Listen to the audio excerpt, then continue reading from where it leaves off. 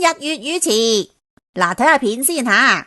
今日投資一啲啲，日後扎積好容易。今日手頭鬆一桑，終須有日龍穿鳳。今日呢個會議啊，我想問下我哋部門嘅嗰一小撮人，你哋到底有冇啲咁多良心啊？大家都係自願夾錢為集團朝早50大壽買賀禮嘅，每人2000啫嘛，就係嗰一小撮人冇夾錢，依家搞到一鑊泡咁。唉，嗱，即係邊個呢吓？我就唔一一點名啦。部門一共30個人，28個人冇夾錢，搞乜嘢？我哋已經全部記低晒佢有名單噶啦吓，一共得2個人夾咗。你一個二個扭零零嘰嘰格格，即係唔支持部門嗰啲向上賦能，日後集團點樣帶挈我哋啊？嗱，唔好推託話冇錢啊，話捉襟見肘啊吓！琴日先發工資噶。嗱，我哋呢度全部有晒記錄噶吓，邊個發咗幾多錢吓，寫低晒噶啦。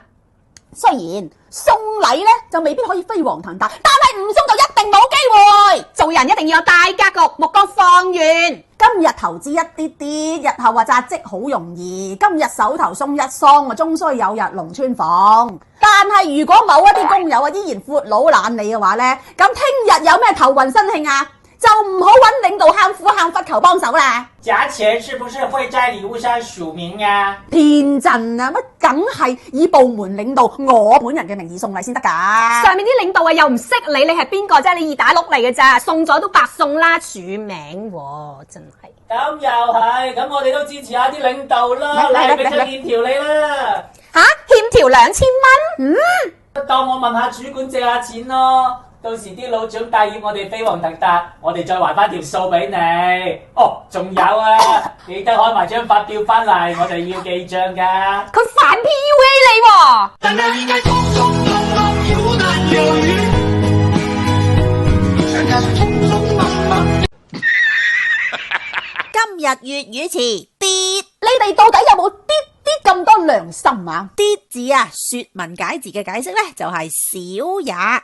即係喺粵語裏邊咧，講少啊就唔能夠淨係講少嘅，要將個少字調轉講啲。但係當要形容比少更少嘅話咧，就要講多啲咁多。哇，咁啊真係好少啦。機格佢哋正確嘅讀音咧，應該係以核，只不過喺口耳相傳嘅過程中咧，就變成更加順口嘅機格。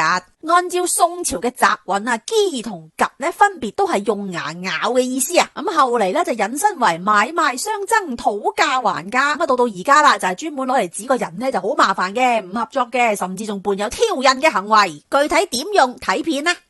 扭零零嘰嘰格格，日後集團點樣帶挈我哋啊？帶挈個挈字咧就係攜帶啊、帶領咁嘅意思。嗱，即係有個成語就叫提綱挈領。帶挈咧就係上級對下級或者係對他人嘅提攜啊。比如《西遊記》第69回裏邊沙僧就有句台詞：一人有福，帶挈一屋。就唔好揾領導喊苦喊忽求幫手啦。喊苦喊忽個忽字，佢嘅意思就係餓驚也，咁即係睡夢中驚醒啦。咁啊，玉篇裏邊咧仲有一句小兒啼忽忽也，咁啊即係細路哥夜啼驚醒啦。咁喊苦喊忽咯，就多咗一層冤屈嘅意思咯。咁啊即係一路喊一路叫，哎呀我好冤枉啊！